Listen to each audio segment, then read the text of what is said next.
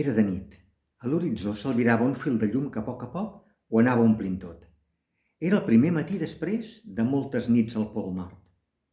Amb un dolç somriure, el sol obria els seus ulls en aquell país, tan llunyà d'altres països i els seus afanys, i tot el món sortia a rebre'l. En Malira, un nen del poble, estava content de poder veure les coses amb el seu propi color. Així va ser com va trobar una herba molt estranya que volia sortir d'entre el gel. Ell no sabia què era i va haver d'anar a buscar el seu pare, que tampoc no ho sabia. Tot en plegat va fer que tothom del poble s'apropés a veure l'herba. També en Talaki, la persona més anciana de la comunitat. Anaven passant els dies i en Malira s'adonà que la planta havia crescut. Va anar a buscar en Talaki i li va dir que aquella planta era del país on no hi ha gel. Li va dir que n'hi havia moltes com aquesta, de molts i molts colors diferents, i que no entenia com havia pogut arribar a un lloc amb gel.